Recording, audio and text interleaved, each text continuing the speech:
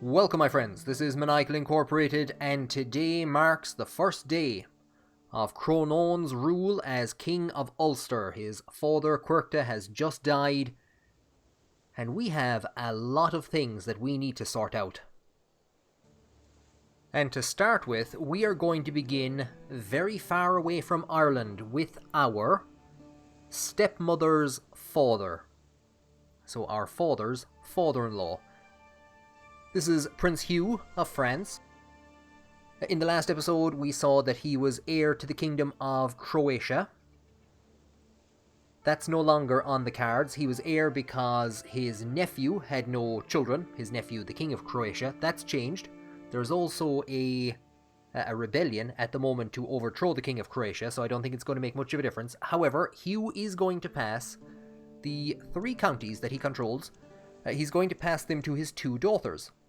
His eldest daughter Blanche will get 2 of those counties, which she will then pass to our stepbrothers, Cailleach and Muel Brazil.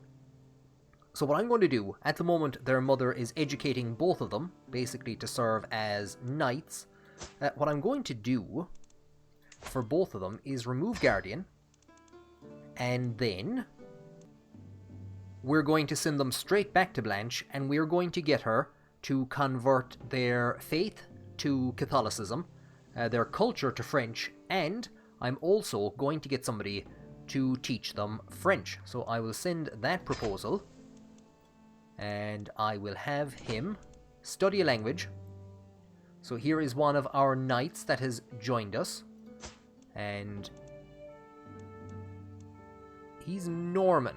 So yeah, he speaks the same language. So we will send Cailleach off to be educated in French culture, French language, and in Catholicism, and I'm going to do the same for his brother.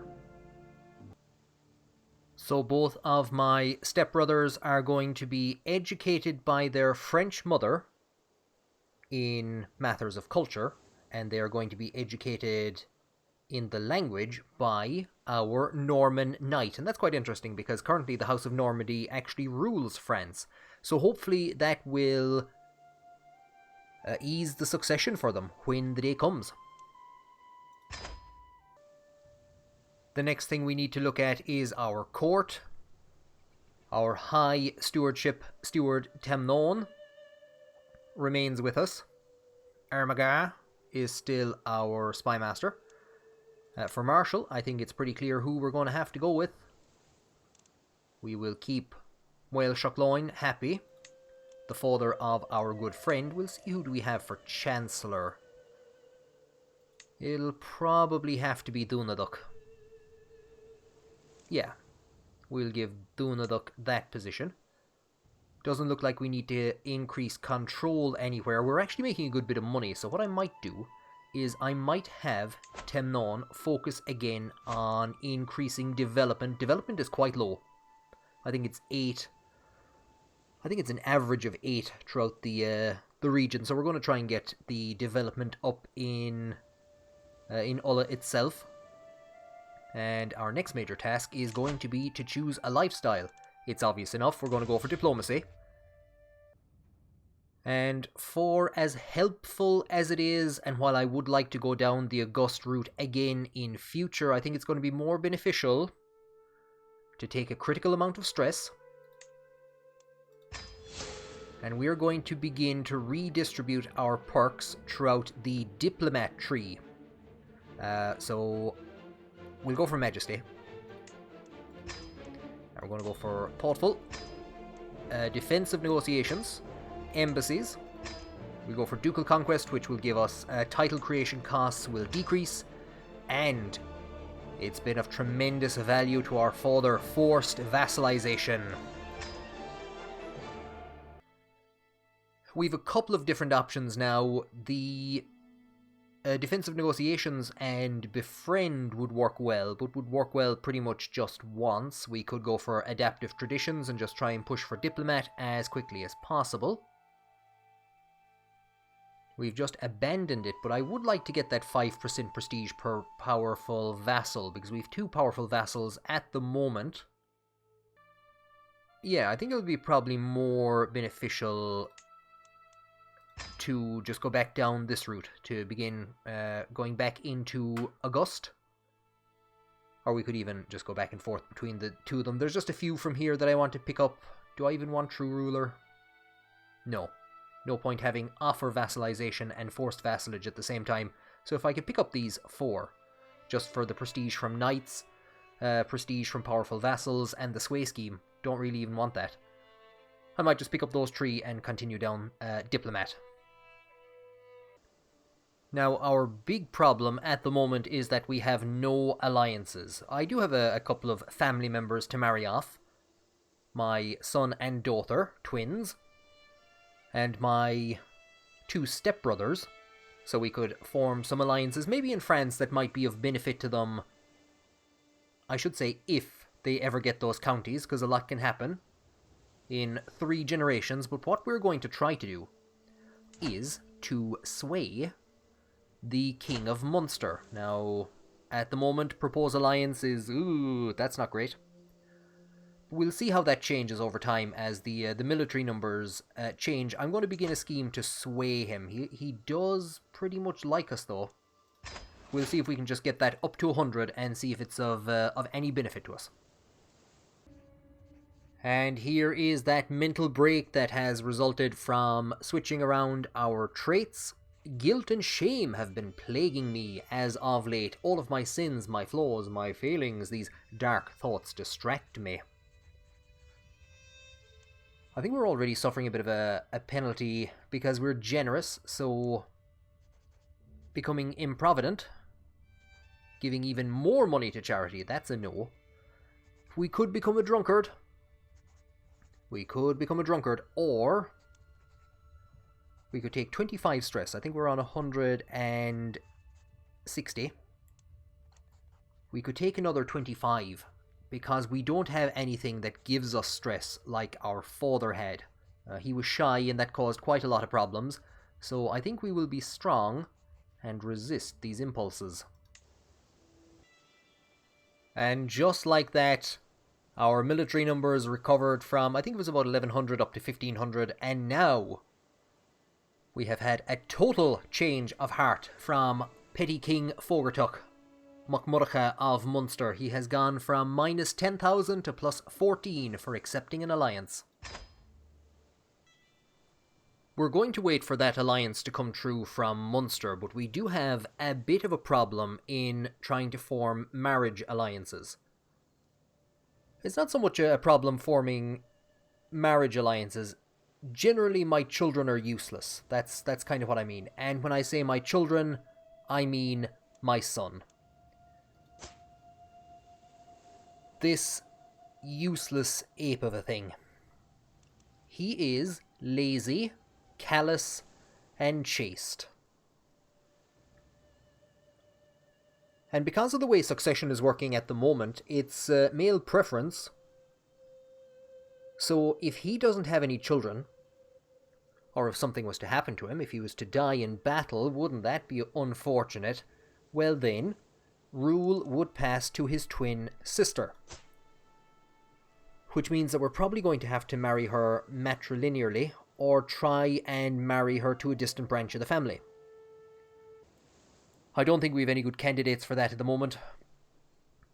I think it is inevitable that what I'm going to have to do is divorce the wife. And I was actually thinking of prepping to convert to Catholicism, but I think we're going to have to divorce her, try and establish a better alliance, possibly even have another heir, and get this idiot to join the priesthood. And in search of a wife, we will go to the court of England. Gunhilda, Godwin daughter, the daughter of Prince Godwin, who was the son of Harold. So a much younger Prince Godwin appeared in my video on Murcha, when I was talking about how he and his brother came to the court of Diarmid Mac Moel na Mo after their father was defeated at, I was going to say the Battle of Clontarf, at the Battle of Hastings.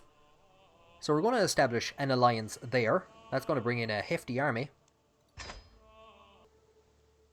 And I suppose in reality I have only myself to blame. I sent my son to be educated by Finlay, who is chaste and lazy and arrogant, and his wife has pneumonia and her pants are on fire.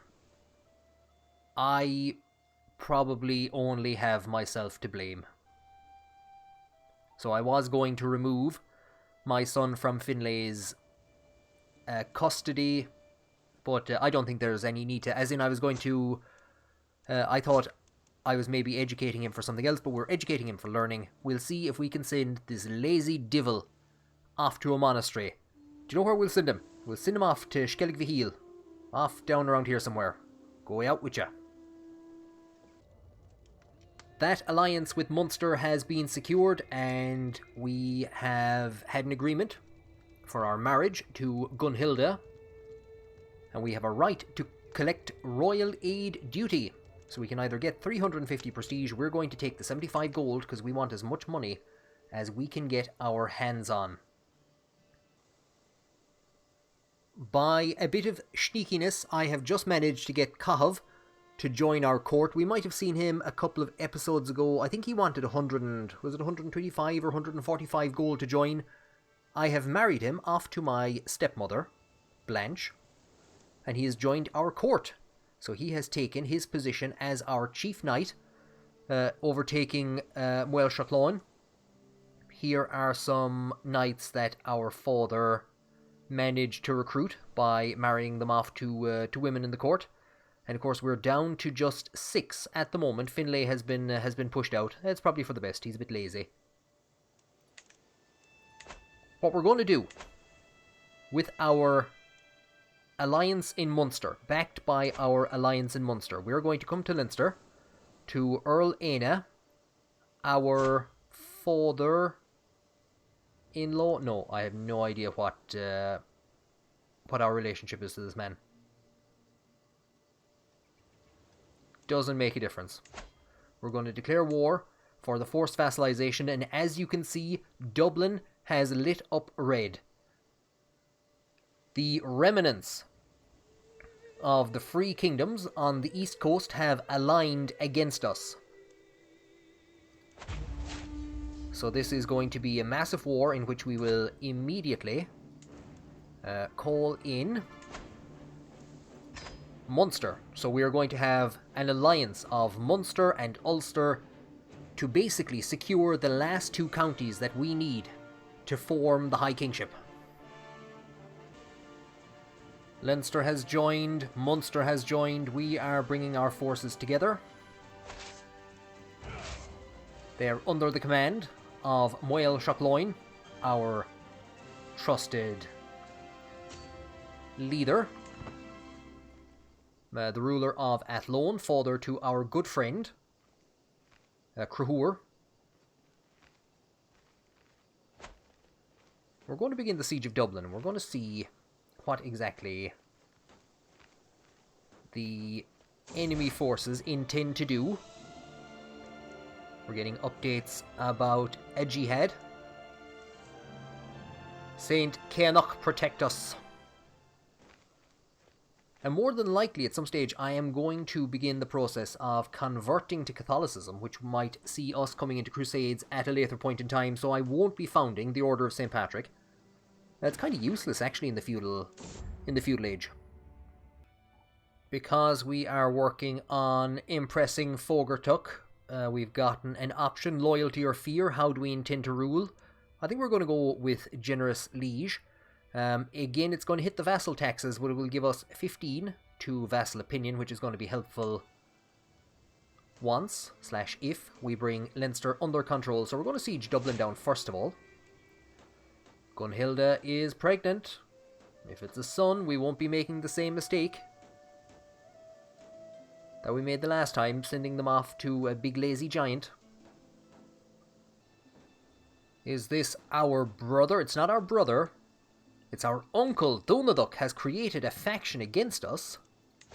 What timing? He is gaining some bits of support. They're trying to put Orla on the throne. So the two of them spent the last years of our father's life fighting each other, and now they're joining together in a bid to put their sister on the throne of Ulster. They'll have to be dealt with. We're going to see if we can hit Leinster, but it's entirely possible that they will be out before us. We have an opportunity to impress Fogartuck. 97% chance with our high diplomacy. And I think what we're going to do with that sway scheme is begin swaying the King of Connacht, Imca. We've taken some prisoners in Dublin. It's looking like an even battle. Now it's telling us we're going to win. Already Tig has been slain. That's a member of the ruling dynasty in Munster. So Tig charging into the battle. Letlabor, that was somebody that our grandfather tried to kidnap. There was definitely a scheme to try and kidnap him. I have to see who Tig is. And look at this for history playing out. Tig was the son of Thorlach. Thorlach, who of course, again, if we go back to the video that I did on Murcha, Thorlach was the king of Munster from 1063 until 1082. Tig, if I'm right, was the youngest of the three brothers. So there's Murcarthach, who succeeded Thorlach as king of Munster and High King of Ireland, but the later members of the Ebrian dynasty that ruled Munster were descendants of Diarmid, so that's all three brothers dead. Slain in battle in 1092, slain in battle in 1089, and slain in battle in 1105. Munster has gone in against the retreating forces of Leinster just as our son is born, a new opportunity, a new hope for Ulster. We'll give him a good Irish name. We'll stay away from Finlayach. Amlíomh. Sure. May you grow to be strong and wise, my son. So Amlíomh would be a kind of a Gaelicization of a Norman, or not a Norman, but a Norse name. So Amlíomh Corón would have been Sitric Silkbeard's father, the ruler of Dublin, during the Battle of Clontarf, as in Sitric was the ruler of Dublin. We're being told of a potential new ally for Leinster. They'd want to bring them in quickly if they're planning to do so. And they have indeed. It's a mini English civil war. Branches of the Godwin dynasty are now fighting on either side of the war. I was going to say branches are fighting on either side. Of course, we haven't called in our allies, so I'm wrong. We haven't called in the Godwins, but here is a different branch of the Godwin family fighting against us. We're told that our daughter Muireann has come of age. A steward. I think she's going to have 17 stewardship. Not too shabby. Not too shabby. Wait for the next one. There we go. With sufficient tutelage, even a child that has displayed little natural inclination towards scholarship, such as Seachnasach, can come to truly understand any subject. I doubt that. In fairness to him, he is a mastermind philosopher. We do have another option, which is that we actually play as him, but we don't marry. So the line of succession would then be to his younger brother Amlíomh, because he is a 4-star philosopher. So we have options. That's the most important thing. We have options. I think it's going to be too late for the Countess to come in from England and deal any damage to us, because we are just about to siege down Leinster. And there we go. Inna, welcome to the gang. I seized sponge on a stick. Finally, a weapon worthy of the Kingship of Ulster. Right, okay. Sponge on a stick, health, tiny penalty, child opinion, +10. Can I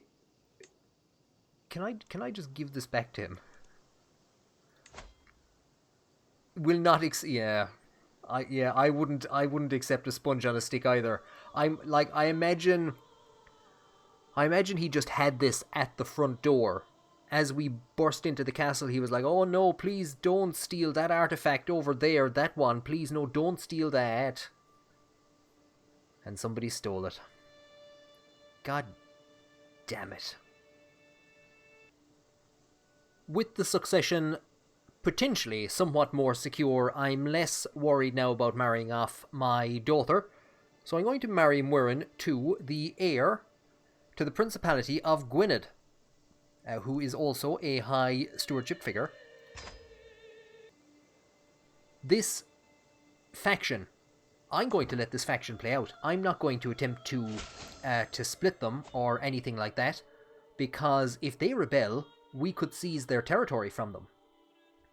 I don't think I'm going to go for seizing territory from vassals outside of my family. But if members of my family rebel against me, I will totally take their land.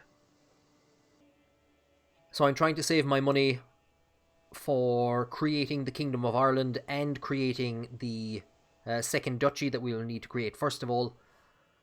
However, I am a bit worried about those stress levels, so we are going to call a hunt for the first time in a long time. I think it's only the second hunt that I've actually caught this playthrough.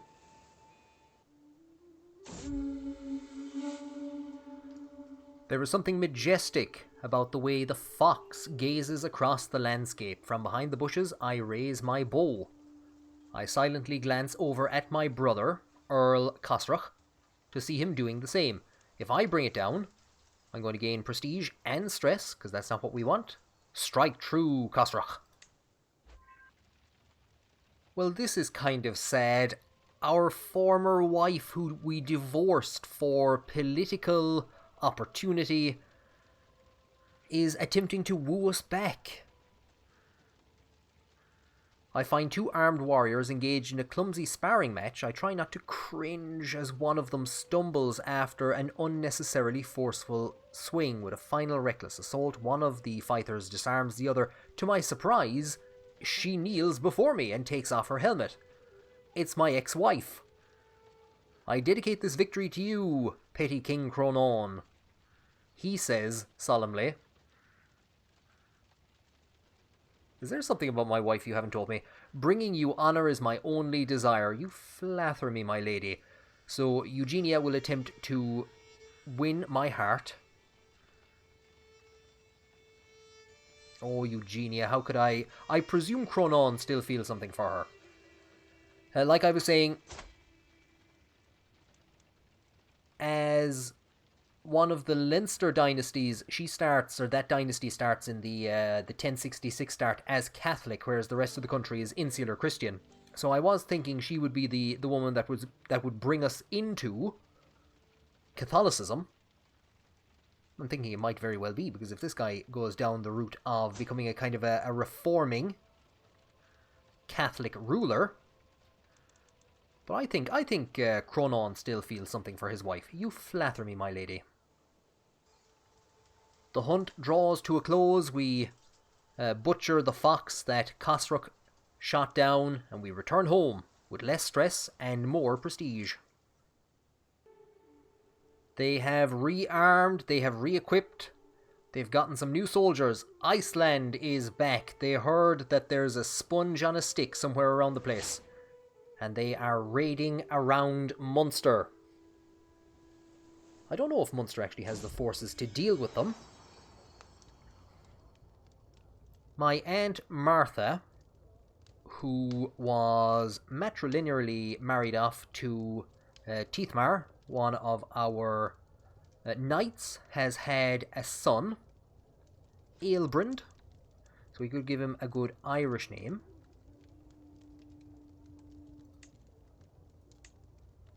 Lachlan. May you grow to be strong and wise. We receive some disturbing news. The child that our wife was expecting has died. And what exactly is Iceland doing now? It's moved into our territory. This was not expected. I'm unsure as to how I feel about the ability to just raise forces in random areas. I think it would have been better if we had to raise them in our own land and bring them south. Wales Lane has wounded somebody. One of our knights has been killed. And this, of course, is the knight that was educating our stepbrothers. That is... we have taken a lot of gold there. That was the knight that was educating our stepbrothers in the French language. So we're going to have to do something there. A couple of things have happened there. We have a diplomacy lifestyle to pick. I think we will go for monthly prestige from powerful vassal. The Icelandic forces are retreating. We now have to check what is up with our stepbrothers. So Cailleach seems to be very edumacated. He has already actually picked up the language. Muel Brazil, however, has not. So I'm going to go and look for somebody who will educate him. So he's been raised by his mother in, I think, the martial lifestyle. I could actually just get her to teach him the language as well. Have child study language. I think at this stage it's probably just easiest to send him to his mother, who's already teaching him. She can teach him fencing lessons in French. Here quickly is the results of the Battle of Leinster. Poor Muel Shachlón was just one kill short. He was just one kill short. Sewell was slain in battle by the chieftain. I keep calling these guys Vikings, but of course, Norse Catholic, Norse Catholic, Norse Catholic, Norse Catholic. I'm not too sure if they can still get the Viking trait, but they're still able to raid, and they keep coming down here, causing all sorts of bedlam and mischief, and for the second time they have been sent back running, but they did leave us with close to enough gold to actually form the Kingship of Ireland. So fair play to them. Iceland were the inspiration for the crown that we wear on our head, and they may very well have accidentally left behind enough money for Ulster to form the Kingdom of Ireland. Our former wife is still trying to impress us. We could ask her to slay a wolf, to bring us our brother's necklace, or a rare orchid, an exotic orchid. I think that's what we'll ask for. As she refuses. Now, we were bringing up our forces to hit Iceland again because I just kind of wanted to drive them off the island. Connacht, I'd say, is probably in a position where it should be able to do that without our help. Is Connacht going to get in time? No, they actually did manage to siege the region down first of all. We'll just keep the army here just in case something goes horribly, horribly wrong, but I do want to stand it down as soon as possible, the way we stop losing money.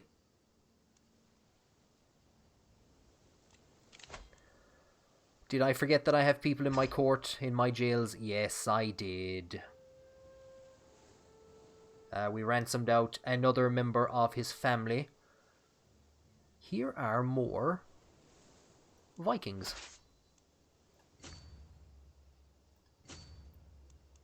we're not going to let them actually siege down anywhere. And we have somehow stopped being hostile to them just as they landed. Or just as we were about to hit them. We will disband. I'm sure they'll actually go somewhere else. And we might have to deal with them in a few minutes. Our spy master has discovered a plot to kill our aunt's husband. We must stop the villain behind this. It's not a great scheme. Munster has been hit hard again. And does it look like that faction has... Yeah, it looks like that faction has grown a bit too weak. I would like to try and antagonize them. Then again, look at them. 80 and 70. Oh, those uncles of ours. She won't give us an orchid, but she'll give us a poem. Your fearlessness is the balm of my... Or for my weary soul I have no other desire but to go adventuring with you, that I may know if your prowess carries off the battlefield. You and I together is what makes the sun move in the sky. She has captured my essence on parchment. Now the worst thing with these Viking raids is that they are going to keep decreasing the control and the levy size of our main ally. I'm wondering why Munster doesn't kind of go after them. Its forces are getting close. Well, yeah, it's losing a good chunk of numbers now. And so the fateful day has arrived. Eugenia, my wife, with whom I have 2 children, twins, declares her undying love for me. I wish we could go on like this forever, but deep down I know I must make my choice. One true love's kiss is all I can give. She will not become my soulmate. We'll give her an old kiss. I'm out riding when my horse suddenly throws itself off the path. The fall is unavoidable and knocks the air out of my lungs. When I look up, I find myself face to face with a wolf. Before I get a chance to scream, the beast collapses, an arrow between its eyes. Cronon, my sweetness, I thought I had lost you. My hero is none other than my ex-wife. Than my ex-wife Eugenia. We share one kiss, sweet like honey. No immediate effects. So this is what dating was like before Tinder. Our culture has just discovered the arched saddle. It's something we became fascinated with. So we were fascinated with the arched saddle we're concentrating on, and are now also fascinated by hereditary rule. Am I reading that correctly? Yeah. So we've been focusing on this with the last while, but for some reason we were no, it wasn't that we were fascinated. We were exposed to arched saddle. So is it telling us what we're exposed to now?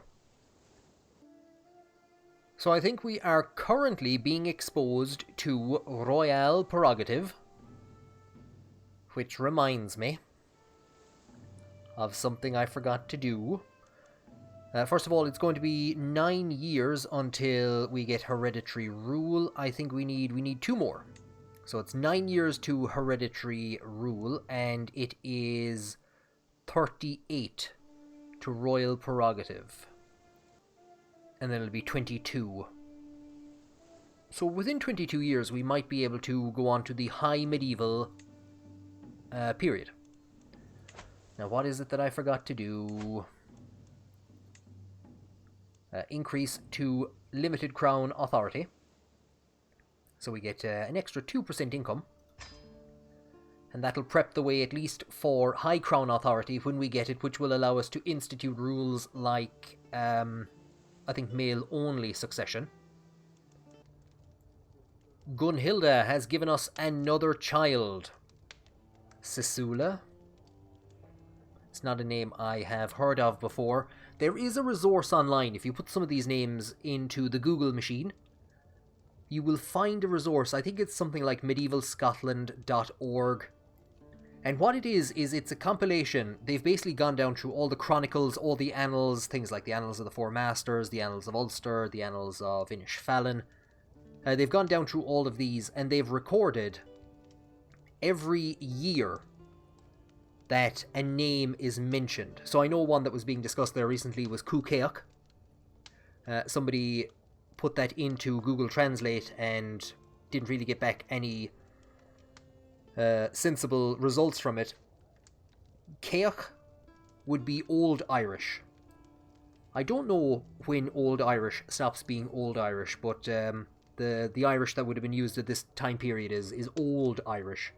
So Céach isn't a word that would really be used in the modern Irish language anymore, and as such, Google Translate wouldn't know what you're talking about. But if you Google that name and like maybe medieval Scotland, it will tell you every year that name appeared in the annals, and it only ever appeared once. An abbot who died in the year 821. And I think that's the source that Paradox has taken all of the names from. That's where I think it's getting all the Irish names from. Because there's a couple of obscure ones, so I don't know. Maybe this is an Irish name. Sisulia.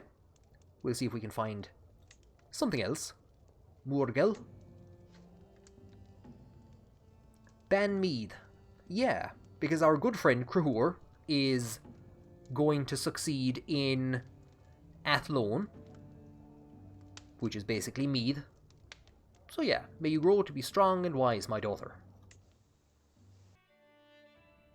I've started forming valuable alliances for my two stepbrothers. So here is Kylach's father-in-law. He's the ruler of this county here. And it's actually quite close to the counties that Kylach and his brother are going to inherit one day. So I said I'd come over and I'd take a look at them. They're actually just here under this screen. Let's close them out. Huh, that's interesting. They're a different colour to the rest. Because yes, Aquitaine has split off. So obviously, because I know this is one of them. I think it's actually these three. So they must have remained under the control of Aquitaine. There is indeed Hugh, the King of Croatia. Well, it looks like he did succeed in becoming the King of Croatia. Let's just see very quickly. Here is his brother. And here is his son, who is Hamlin, was the former king of Croatia. I have no idea what's after happening over here. Kingdom of Croatia, title history. Abdicated in favor of Hugh. His daughter must have died before the abdication. Would that make sense? 1106, possibly. So Hugh has become the King of Croatia.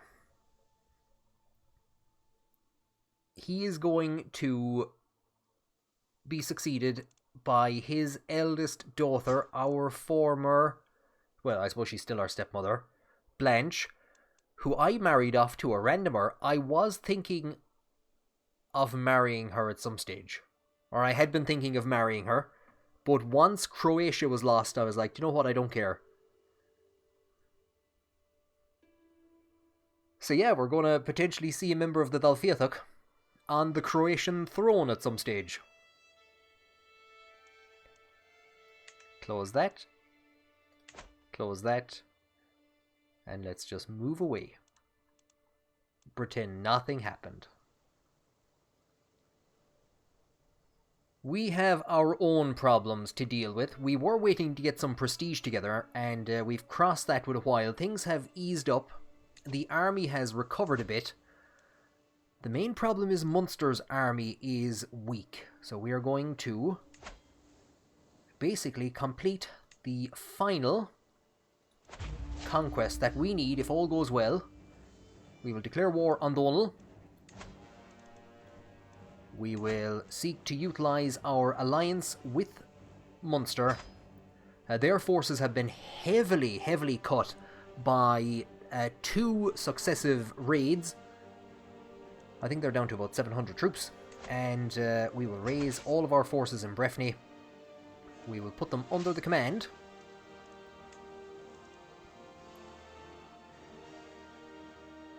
Will we leave them under Cailleach? So Cailleach seems to have actually come of age.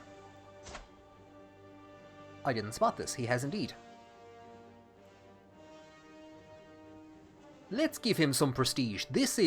We are looking here at potentially the future king of Croatia.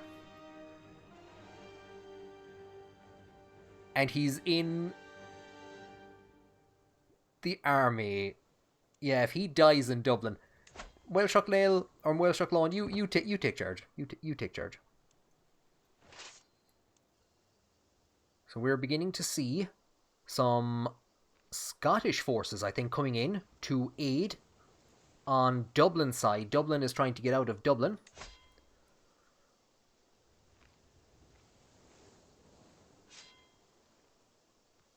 Tithmar recently became a father and will hopefully survive an assassination attempt.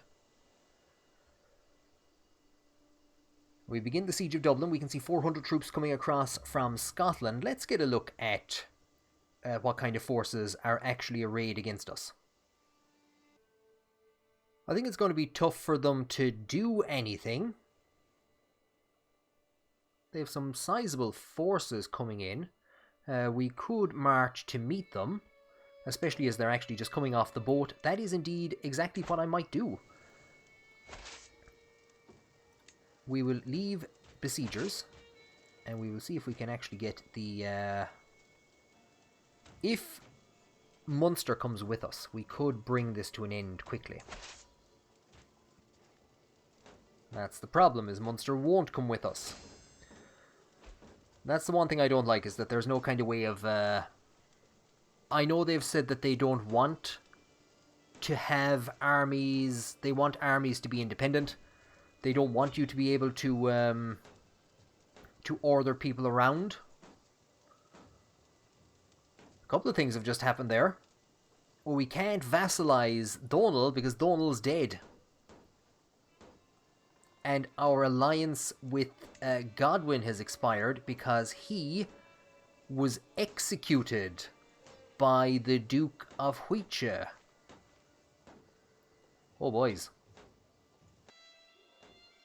We've already sieged down Dublin once. Let's see if we can actually gain control of Dublin through vassalization. So, I think it's minus 59 at the moment. We'll see if we can make him like us enough to accept vassalization. This is the new ruler of Dublin, Falva. The other thing I need to do now is check. Here's my poor wife, who must be distraught. Here is her brother, my brother-in-law. We can negotiate an alliance. Here is the Earl of Dorset.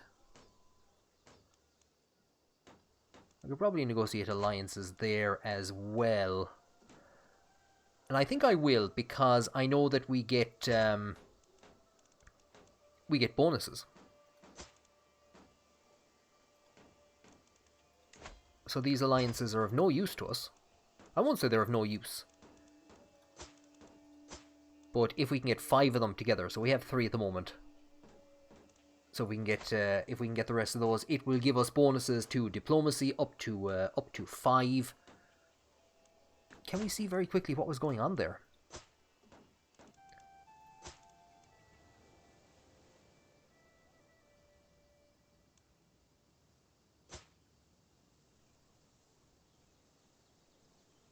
Also, he was actually some relative who was a member of the Godwins. They're mad. They've gone mad. It's a big family feud, so one branch of the family has literally just killed another branch of the family. We're not going there for Christmas anyway. We're not going there for Christmas. Dorset is ruled by one of our... So yeah, Oxford, Dorset, and where's the other region? That's one of our brother-in-laws. So yeah, it looks like he was killed by his liege, possibly. We're making an attempt to sway Falva of Dublin. It's not looking great. We have an opportunity to mention his loyalty and sense of honour. He's chaste, shy, and craven. I'd say we will keep it short and professional.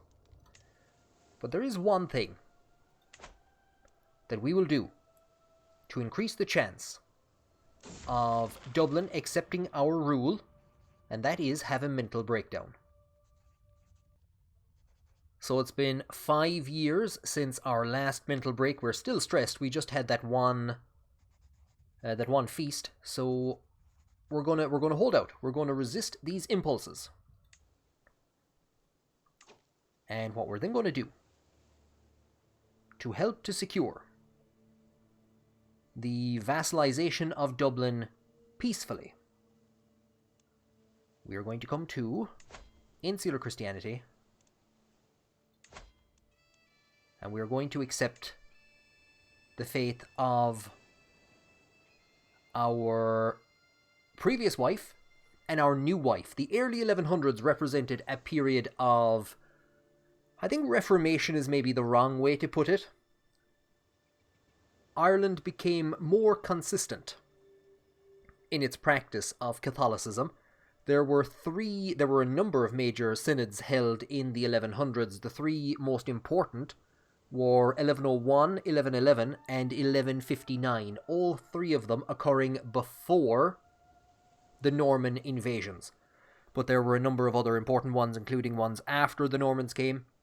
I forget, was it 1101 or 1111 that introduced the diocesan structure, and that actually established the kind of the modern diocesan structure that we have. So this is something similar. We are increasing our consistency in the practice of our Catholic faith with what is going on in Europe, and we are going to convert to Catholicism. That sounds really weird, because, like, we are Catholic anyway. Most of the...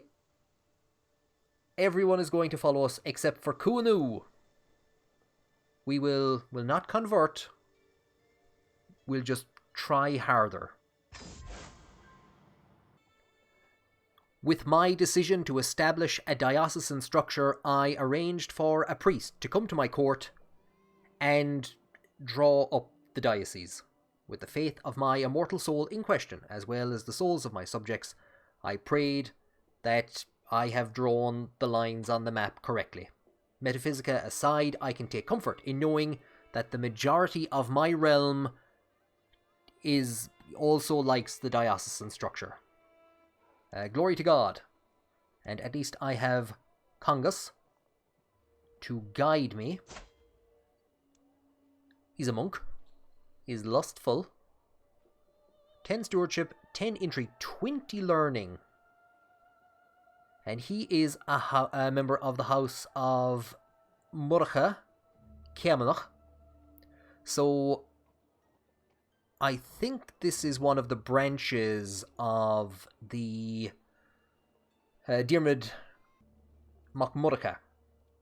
So Diarmid Mac Murcha is the guy who is deposed of his land in Leinster. He goes to England and then to France to find Henry II and ask him for assistance in retaking Leinster. And Henry kind of goes, eh.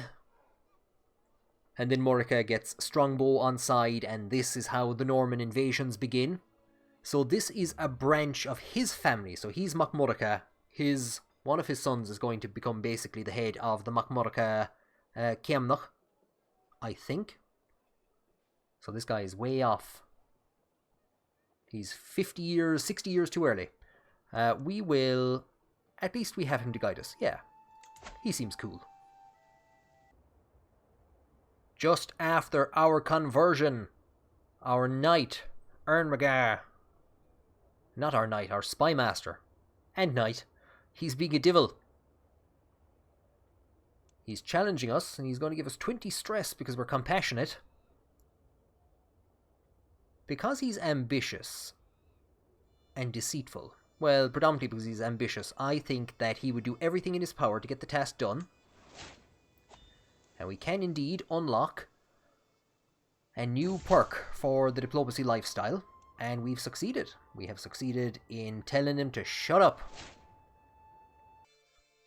Who made the terrible decision to dump all of our stats out of August?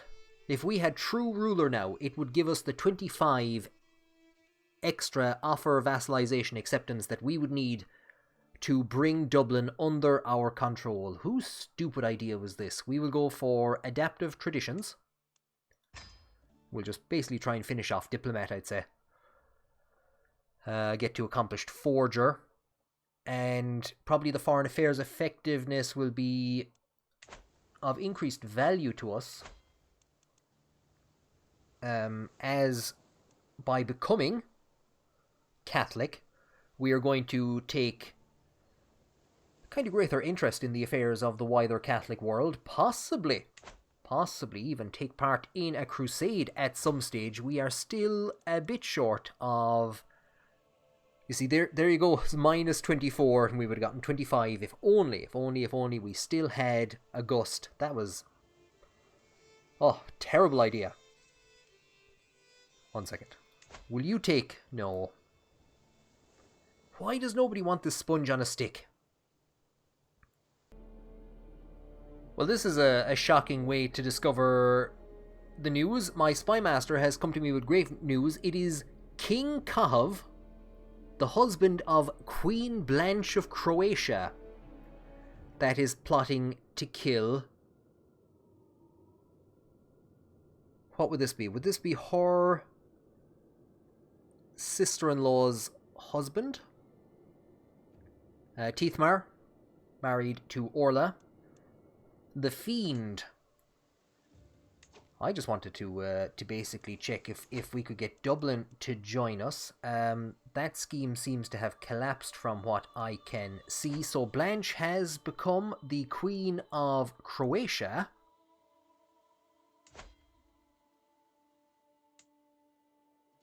These regions